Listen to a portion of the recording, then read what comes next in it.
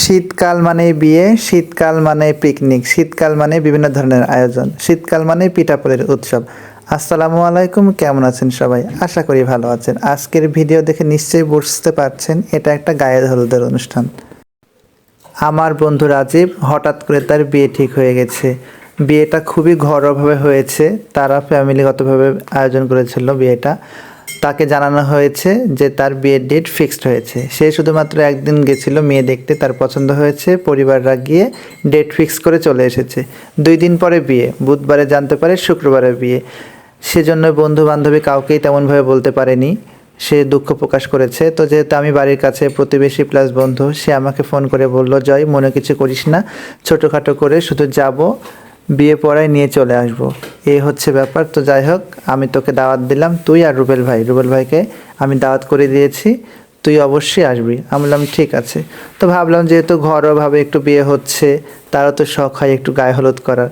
তো আমি একটু বাজারে ছিলাম, হালকা শপিং করলাম। যেভাবেই হোক বিয়েটা তো একটু আনন্দ করতে হবে।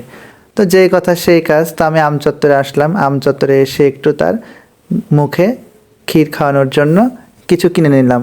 আপনাদের দিকে এটাকে কি বলে জানি না, আমাদের দিকে বিয়ের আগে ছেলেকে একটা স্টেজে বা একটা জায়গায় বসিয়ে সেখানে বিভিন্ন ধরনের মিষ্টি খাওয়ানো হয়, আমরা এটাকে ক্ষীর খাওয়ানো বলি।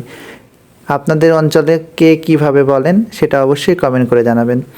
তো আমি আর রুবেল সেখানে চলে গেলাম রাত প্রায় 8:30টার দিকে গেছি। সেখানে গিয়ে আমরা দেখলাম যে রাজীবকে অলরেডি বসিয়ে ফেলেছে এবং তার পরিবাররা খাইয়েছে। দেখেন কতগুলো টাকা পেয়েছে। চিন্তা করলাম আমি কবে খাবো আর আমি কবে এতগুলো টাকা পাবো। আমি যখনই খাওয়ানো শুরু করেছি তখনই একটা আপু মুখ ধরেছে, বরের বন্ধু বলে কথা। তা আমিও তাকে খুশি করার জন্য 50 টাকা দিলাম। আর বিয়েতে সবাই একটু আনন্দ করবে, এটাই স্বাভাবিক।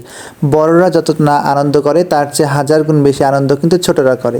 দেখেন বরের পাশে তার চাচাতো ভাই বোনরা সব ছোটোগুলা পিচ্চিগুলা সুন্দর করে বসে আছে। আমি সবাইকে এক একে খাওয়াইছি এবং শেষে গিয়ে কিন্তু আমি আন্টিকে অর্থাৎ রাজীবের আম্মাকে বসেও খাইয়েছি। তো আমার বিষয়টা ভালো লেগেছে। আর আপনাদের দিকে এটা হয় কিনা সেটা অবশ্যই জানাবেন।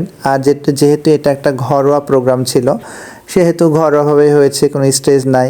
তো এটা নিয়ে অবশ্যই কমেন্ট করবেন না, সবাই ক্ষমার চোখে দেখবেন।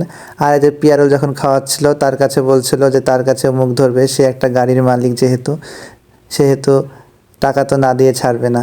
তো এই হচ্ছে আজকের ভিডিও। আর বিয়ের ভিডিও দেখার জন্য অবশ্যই অপেক্ষা করবেন, পরবর্তী ভিডিওতে আসছে তার বিয়ের ভিডিও। তার বিয়েতে গেছিলাম, তো আমার বন্ধু রুবেল সহ পরে আমরা একটা সেলফি নিলাম। এরপরেই কিন্তু আরও এই যে খঞ্চা এসেছিলো এবং রাজীবের বড় ভাই খাওয়াচ্ছিল, এটা হচ্ছে রাজীবের বড় ভাই। আজকের ভিডিও এই পর্যন্ত, সবাই তাদের জন্য দোয়া করবেন। আল্লাহ হাফেজ।